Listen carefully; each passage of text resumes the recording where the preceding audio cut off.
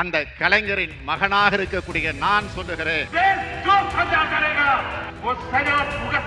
தர்மம் தன் வாழ்வதனை சூது. I am not prepared to answer you. You are anti-Indian. நான் TV உடைச்சினான் தான். ஆனால் நான் உடைச்ச அந்த ரிமோட்டை வந்து வேறு யாரும் தூக்கிட்டு ஓடுறாங்க. அப்போ அதை எப்படி பார்த்து கொண்டிருக்க முடியும்? அதுக்காக தான் நான் இப்போ திமுக நிற்கிறேன்.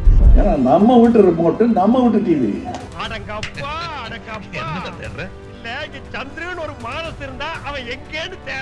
ஸ்டாலினை அவமானப்படுத்தணும்னு சொன்னால் கருணாநிதி என்று சொன்னால் போதும். அந்த அடிப்பை நீங்கள் நாயனில் பார்த்துருக்க முடியாது, இந்தியனில் பார்த்துருக்க முடியாது, தேவருமானில் பார்த்துருக்க முடியாது, உருமாண்டியில் பார்த்துருக்க முடியாது, ஹேராமில் பார்த்துருக்க முடியாது, எந்த ஒரு படத்துலையும் பார்க்க முடியாது. இப்படி ஒரு கட்சியை துவங்கி இதெல்லாம் செய்யாம ஒரு பெரிய கட்சியிடம் சேர்ந்து கொஞ்சம் கூட கும்பிடு போடணும், போட்ட போச்சு. கயவர்களுடன் கூட்டணி வைக்க மாட்டோம் என்று கண்டிப்பாக சத்தியம் செய்து கொடுக்கலாம். திருடர்களுடன் கூட்டணி வைக்க மாட்டேன் என்று தைரியமாக சத்தியம் பண்ணி கொடுக்கலாம். அவர் எறிஞ்சு உடைச்சது அந்த டிவியை வந்து டோர்ச் லைட்டால் அது இப்போ ரிமோட்டாக மாறி நிற்குது. இதுதான் கமலஹாசன். என்னடா தம்பி கதைக்கிறானுங்க சந்தி வெளியில, எப்படி அண்டா நேத்திய அடி கதிர வெளியில, சந்தி வெளியில. நமது சின்னம் விவசாயி. விவசாயி சின்னத்திற்கு வாக்களிப்போம், வருங்கால தலைமுறைக்கு வாழ்வளிப்போம். வணக்கம் நண்பர்களே, இன்னைக்கு நாம் இதை பற்றி பார்க்க போகிறோம்னு சொன்னால், மானஸ்தன் சந்துரு, அதாவது நான் தான் மாற்றம் என்று மானஸ்தன் சந்துரு வந்தார். அவரை காணையில் அவர் இப்போ எந்த பொந்தில் இருக்கிறார் அப்படின்றத பார்க்க போகிறோம். நடிகர் கமலஹாசன் சரியா 2019 வந்து மக்கள் நீதி மையம் என்ற ஒரு கட்சியை வந்து துவங்குகிறார். நான் தான் மாற்றேன்னு சொல்லி அந்த கட்சியில் வந்து உடனடியாக அவர் ஒரு பெரிய படித்தவர், அறிவாளி, நிறைய புத்தக வாசிப்பு, அப்படி இப்படி சினிமாவில் வந்து நிறைய விஷயங்களை கொண்டு வந்தவர்னு சொல்லி அவருக்கு பின்னால் வந்து ஒரு கொஞ்சம் பேர், அதில் முக்கியமான ஆட்கள் எனக்கு டக்குன்னு ஞாபகம் இருக்குன்னு சொன்னால் கோவை சர்லா, அப்புறம் நம்ம அது இந்த பெரிய ஒரு கட்சியை இப்போ நடத்தி கொண்டிருக்கிற பல கருப்பையா, அதுக்கப்புறம் வந்து மகேந்திரன் என்று சொல்லி ஒரு பெரிய தொழிலதிபர் கோயம்புத்தூர்லேருந்து, மற்றது நாசருடைய மனைவி அப்படின்னு சொல்லி இந்த ஓய்வற்ற சில குரூப் எல்லாம் அது ஒரு பெரிய லிஸ்ட்டு, அது ஃபுல்லாக வந்து சேர்ந்துச்சு. நாங்கள் அப்படி பண்ண போகிறோம், இப்படி பண்ண போகிறோம், டெல்லி கெஜ்ரிவால் மாதிரி எல்லாம் இதை வட்டி உளுத்த போகிறோம்னு சொல்லி கட்சியை துவங்கினார். கட்சியை துவங்கி 2019 அவர் வந்து பாராளுமன்ற தேர்தலில் வந்து 39+1 40 இடத்துல வேட்பாளரை போடுறார். எங்கேயுமே வெற்றி பெறவில்லை, பெரிய அளவுக்கு ஓட்டு விளம்பரம். நகரப்பகுதியில் சென்னை போன்ற சில நகரப்பகுதிகளில் கொஞ்சம் ஓட்டுகளை வந்து அவர் பெற்றுக்கொள்கிறார். அதுக்கப்புறம் பார்த்திங்கன்னு சொன்னால் 2029 கிட்டத்தட்ட 154-56 வேட்பாளர்கள் நிப்பாட்டி களம் காணுகிறார். அந்த களத்தில் அவர் செய்த ஒரே ஒரு வேலை என்னென்னு சொன்னால், நாம் தமிழர் கட்சியினுடைய ஓட் வீதத்தை பெரிய அளவுக்கு போகாமல் கொஞ்சம் பிரேக் பண்ணி வச்சுருந்தா. அதை தவிர அவர் வரும்னு செய்யலை. ஆனால் அதில் என்ன காமெடின்னு சொன்னால், அவர் ஒரு நடிப்பு, அவருடைய நடிப்பு நான் அவரை நான் விரும்பி பார்க்குறேன் நான். ஆனால் அதில் என்ன சிரிப்புன்னு சொன்னால், அவருடைய மிக சிறந்த நடிப்பு இதுவரைக்கும் படத்தில் பார்த்துருக்க மாட்டீங்க. எங்கே பார்த்துருப்பீங்கன்னு சொன்னால், ஒரு டிவியை தன்னுடைய கையில் இருந்த அந்த டோர்ச் லைட்டாக வேண்டிய சின்னம், அந்த சின்னத்தை வச்சு சும்மா எறிஞ்சு போட்டு அந்த மீசையோட ஸ்டாலினை அவமானப்படுத்தணும்னு சொன்னால் கருணாநிதி என்று சொன்னால் போதும், அப்படியெல்லாம் பஞ்சு டயலாக் எல்லாம் போட்டு பயங்கர நடிப்பு.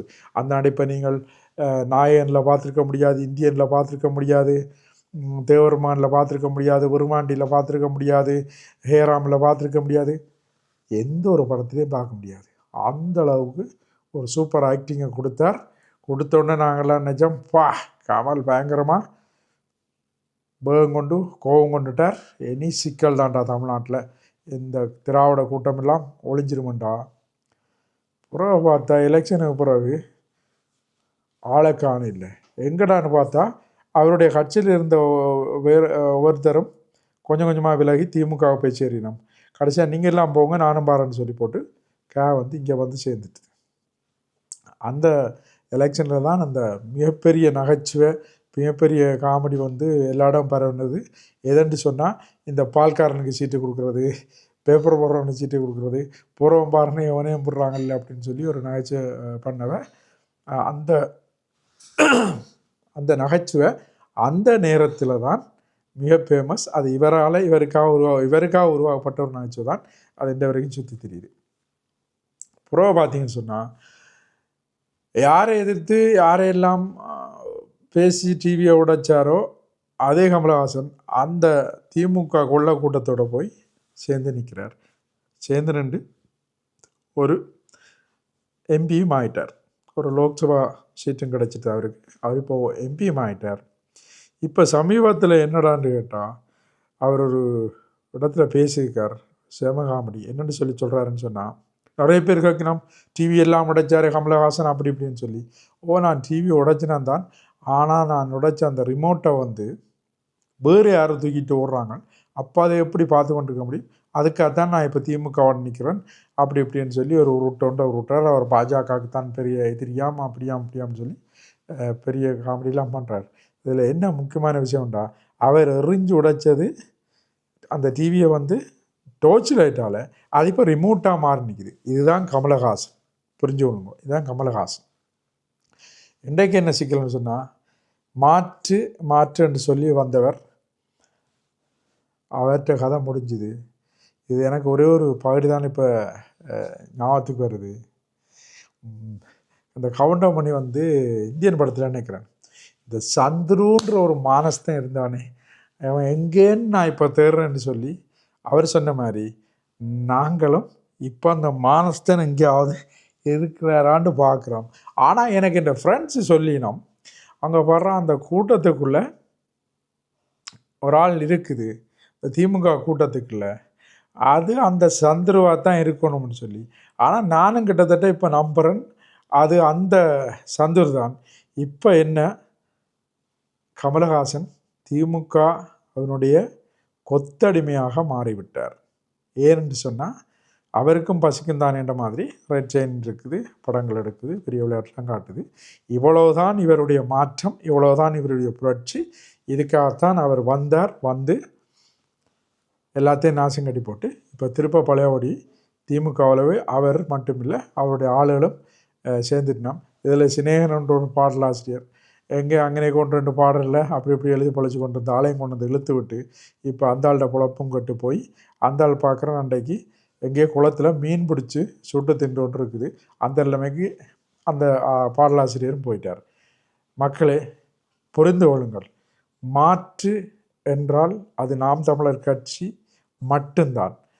எந்த கொள்கைக்காக அந்த கட்சி துவங்கப்பட்டதோ, என்னென்னலாம் சொல்லிச்சோ, திராவிடத்தோடும் தேசியத்தோடும் பாஜக அதிமுக காங்கிரஸோடு சேர மாட்டேன்னு சொல்லி எப்படி வந்தார்களோ அந்த நிலையில் இன்று வரையும் இருக்கிறார்கள்.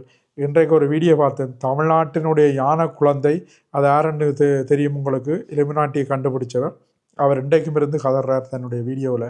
நான் ஒரு சூப்பர் ஸ்ட்ராட்டஜியை போட்டு கொடுத்தேன். நான் அதை கேட்கல, இன்றைக்கு கேட்டிருந்தா அதுலேயும் அவன் காமெடியை பாருங்கள், 8% வச்சிருக்கணுமாமாவை அவன் நிரூபிக்கப்பட்ட வாக்காம்.